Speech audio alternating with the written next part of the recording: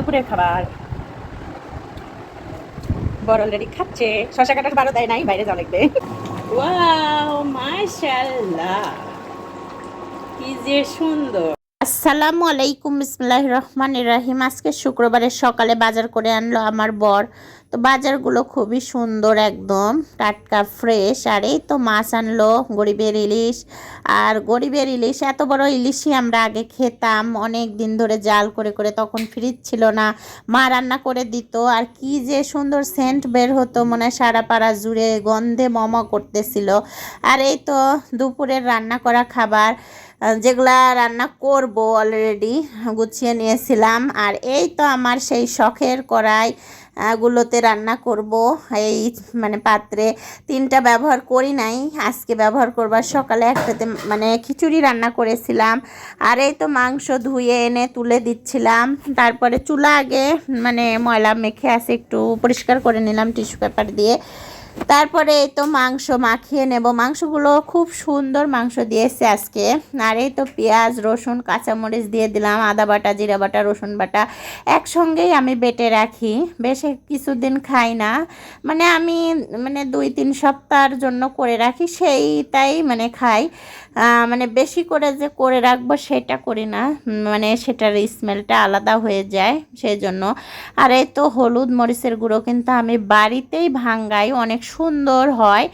আর আমার কিন্তু খুবই ভালো লাগে বাড়ির ভাঙ্গানো মরিচ আর হলুদের গুঁড়ো দিয়ে রান্না করতে। বাজারের কিন্তু কত যে ভেজাল খাবার আমরা খাই, মানে অনেক মানুষই কিন্তু বাজার থেকে কিনে এনে খায়। আমার আবার ওইটা ভালো লাগে না, নিজ হাতে যেটা করব সেটা খাওয়ার মজাই আলাদা। আর এই তো দিয়ে দিলাম হাত ধোয়া পানি, এটা দিলে বেশি দ্বিগুণ স্বাদ হবে। আর এই তো কিছুক্ষণ পরেই মানে ভাপ উঠে গেছে। তারপর আমার ছাদ থেকে ছেলে কাঁচামরিচ এনেছে, ছোটো ছেলে খেলনা বাটিতে করে, তো দিতেই হবে, দিয়ে দিলাম। তারপর মশলাপাতি দিয়ে এই তো নাড়াচাড়া করতেছিলাম, প্রায় 10 মিনিট পরে নাড়াচাড়া করতেছিলাম।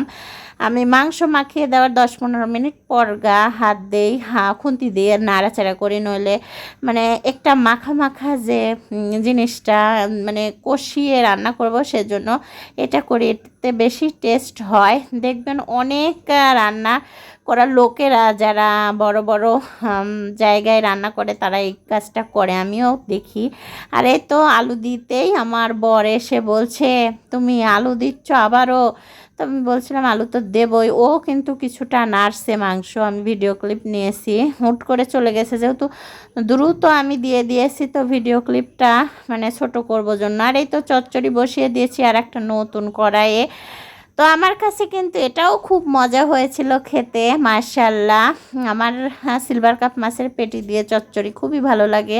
এটা খেয়ে আমি মানে অভ্যস্ত, আমার শ্বশুর বাড়িতে খাওয়া অভ্যাস হয়েছে আমার। আর এই তো প্যানে মিল্ক জাল দিলাম, মানে পায়েস করব কিন্তু হলো না, মানে লাচ্চা করেছিলাম। আর এদিকে যে মাংসটা হয়ে গেছে অলরেডি, জিরা মশলার গুঁড়া দিয়ে দিলাম। আর এটা দেওয়ার স্মেলটা যে এত সুন্দর, এত সুন্দর, খেয়ে দেখবেন আপনারা যারা দেন না অলরেডি আমার কাছ থেকে শিখে নেবেন। যারা নিতান্তই পারেন না, নতুন বিবাহিত হয়েছেন বোনেরা। আর এই তো কি সুন্দর যে সেন্ট বের হয়েছে তরকারি। আমার এই টাইমে শুধু আমি টেস্টি করি, মানে ঝোল নিয়ে নিয়ে কী শট আছে দেখি, কিন্তু আমি পারফেক্ট সব কিছু দিয়ে দিয়েছি, একটুও কিচ্ছু লাগেনি যে বলবো।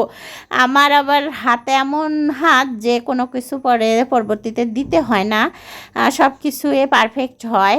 আর এই তো মানে ফ্লাওয়ার চাল ধুয়ে নিয়েছি, ঝরিয়ে নিয়েছি পানি। আর এদিকে মানে কষিয়ে নিচ্ছি, পেঁয়াজ বেশি করে বেরেস্তা বানিয়ে রেখে দিয়েছিলাম, কিন্তু দিতে খেয়াল ছিল না পরবর্তীতে, এখনও দেই নাই আমি মানে খাওয়া শেষে মনে হয়েছে। তারপরে এই তো মানে আমার নতুন যেহেতু পাত্র সাজাবো, সেহেতু আমার এইভাবে একটু সার্ভিং মানে করার জন্য এই কাজটা করতে হচ্ছে। আমার এই কড়াইয়ে রান্না করতে পারি না, যেহেতু আমি 1 কেজি পোলাও রান্না করেছি, এটা 24 cm কড়াই আটবে না, সেহেতু এই তো মাংস রান্না করেছি। কি যে সুন্দর, আর কি যে স্বাদের, আর কি যে মধুর। আমার বর খাচ্চার করছে, খাও বেশি করে খাও, আজকে সবাই বেশি বেশি খাবা। তো আমি বলছি ঠিকই তো, খাবোই তো আজকে। তো আমার বর আবার সাদা ভাত খেতে পছন্দ করে, গ্যাসে একটু ভাত করেছিলাম। মানে ইন্ডাকশন চালালে আমি মানে রাইস কুকার দিতে পারি না, সেজন্য। আর এই তো চচ্চড়ি নিচ্ছে আর খাচ্ছে আর প্রশংসায় পঞ্চমুখ। ধন্যবাদ সবাইকে আমার ভিডিওটা দেখার জন্য। খোদা হাফেজ।